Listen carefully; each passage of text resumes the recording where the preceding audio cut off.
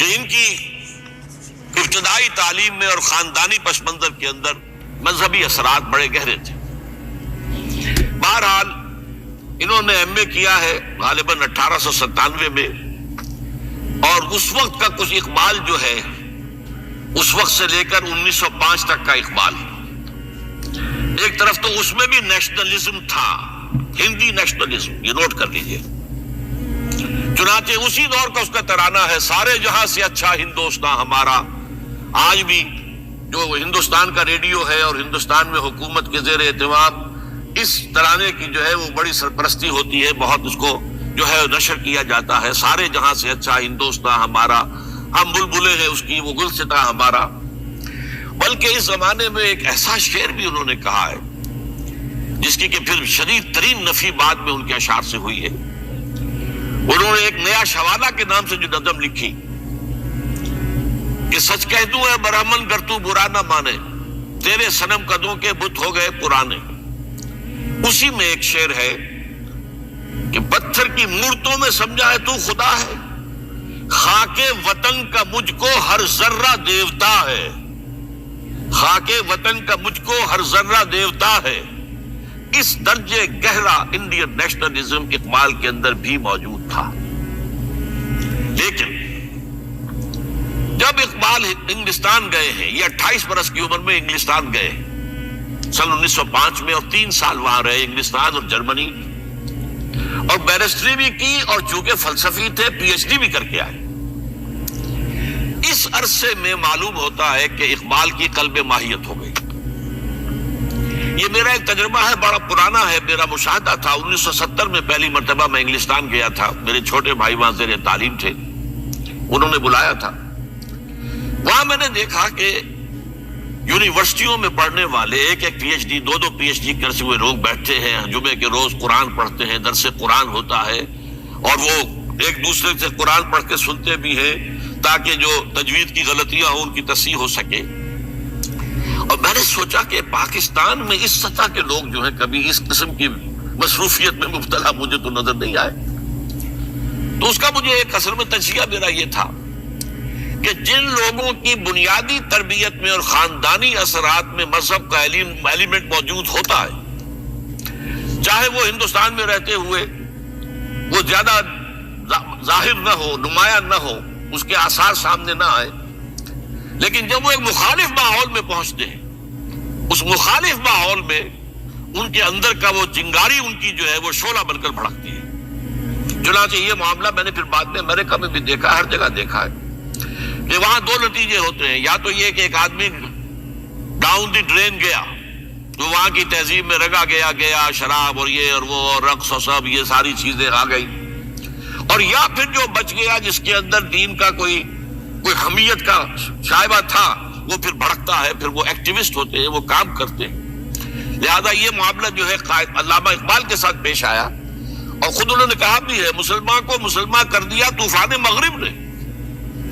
وہاں سے جب یہ واپس آئے ہیں تو اب نوٹ کیجئے 1908 سے 1930 تک یہ جو 22 برس ہیں، علامہ اقبال نے کیا کیا نوٹ کیجئے، وہ آپ جانتے بھی ہیں، میں صرف گنوا رہا ہوں۔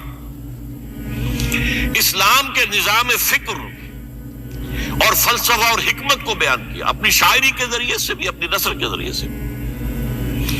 قرآن کی ایک نہایت جدید اور بہت عمدہ تفسیر، اگرچہ تفسیر کے نام سے آپ کو کہیں تفسیر اقبال نہیں ملے گی، لیکن کلام اقبال خود تفسیر ہے۔ وہ دعویٰ کرتا ہے کہ میرے پیغام میں سوائے قرآن کے کچھ نہیں ہے۔ گر دلم آئی نئے بے جوہر است، ورب حرفم غیر قرآن مزمرست، پردہ ناموس سے فکرم چاک کن، ای خیاب آراز خارم پاک کن۔ یہ مناجات بحضور سرور کائنات صلی اللہ علیہ وسلم، وہ کہتے ہیں کہ اے اللہ کے نبی، اللہ کے رسول، اگر میرے پیغام میں کہیں قرآن کے سوا کوئی شے شامل ہو گئی ہے میری شاعری میں تو آپ میرے فکر کا پردہ چاک کر دیجیے۔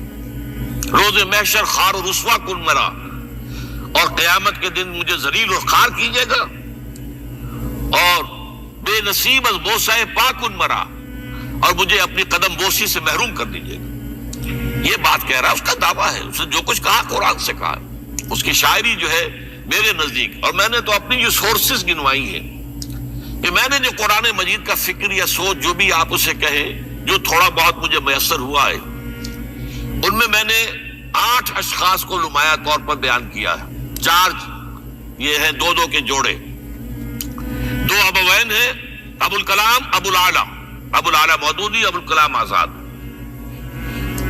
2 دکترین ہیں، ڈاکٹر اقبال، ڈاکٹر رفیع الدین۔ 2 شیخین ہیں، شیخ الہند مولانا محمود حسن، جن کا ترجمہ ہے قرآن مجید کا، اور اس پر حواشی ہے شیخ الاسلام شبیر احمد عثمانی کی۔